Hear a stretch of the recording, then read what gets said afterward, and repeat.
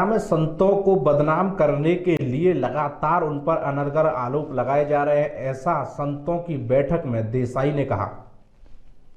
कैलाशपुरी स्थित selfie restaurant पर हिंदू राष्ट्र सेना की ओर से भारतीय संस्कृति की रक्षा करने वाले साधु संतों के खिलाफ हो रही साजिशों को रोकने के संबंध में एक का आयोजन किया गया। भारतीय सनातन संस्कृति व हिंदुत्व के मुद्दे पर प्रखर बोलने वाले हिंदू राष्ट्र सेना के राष्ट्रीय अध्यक्ष धनंजय देसाई ने कहा कि हिंदू संतों पर लगातार हमले हो रहे हैं। सनातन धर्म से हिंदुओं का सम्मान किए बगैर हिंदुत्व नहीं हो सकता और सनातन धर्म के महापुरुषों का अपमान व उनके साथ अन्याय हो रहा है। उनको बलात्कार जैसे झूठे मामलों में फंसाया जा रहा है। धनंजय देसाई जी ने संत आसाराम जी बापू को भारतीय सनातन धर्म की रक्षा प्रणाली की उपमा दी है। आसाराम बापू जैसे योगी महापुरुषों के चरित्र पर लांछन लगाकर आसाराम जी बापू को संकट में नहीं लाया गया है, बल्कि भारतीय संस्कृति,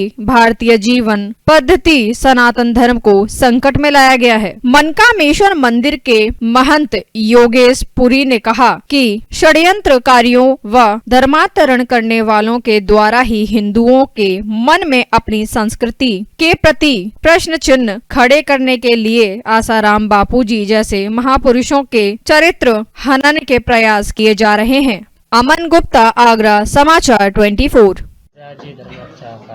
ये जो कार्यक्रम जो एक प्रेस वार्ता आयोजित की गई है धर्म रक्षा मंच के अंतर्गत में, उसका मूल उद्देश्य है कि सबसे प्रमुख बात है कि बापूजी की रिहाई होनी चाहिए,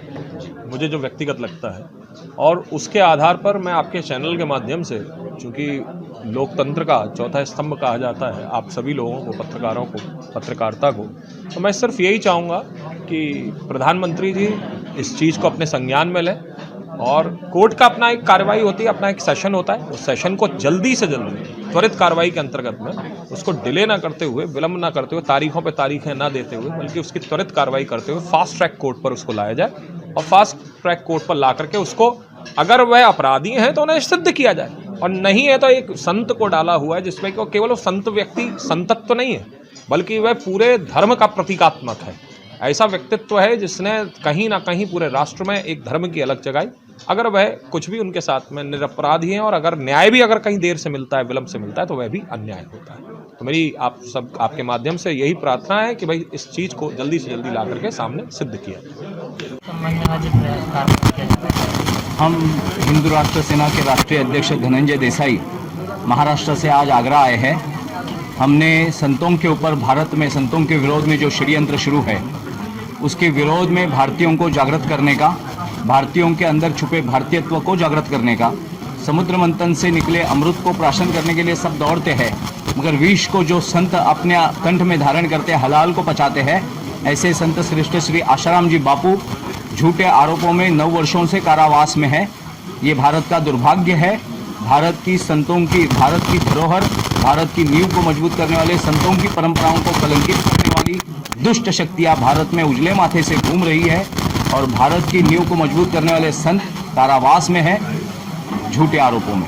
और इसी कारण हम संतों को छुड़ाने के लिए भारत में भारतीय पत्रकारों से संवाद करते हुए, आप जैसे सारे भारतीय पत्रकारों से आत्मसंवाद करते हुए भारत को, भारत में अलग जगाना चाहते हैं। महात्मा पुरी महाराज जी बैठे हुए हैं, संत और भी बैठे हैं। ऐसे सज्जनों के माध्यम से भारत के जन जन तक पहुंचकर भारत की गरिमा को सुधारने के लिए, भारत की जो असली छवि है, संतों की छवि है, उसको जागृत करने के लिए हम घूम रहे हैं।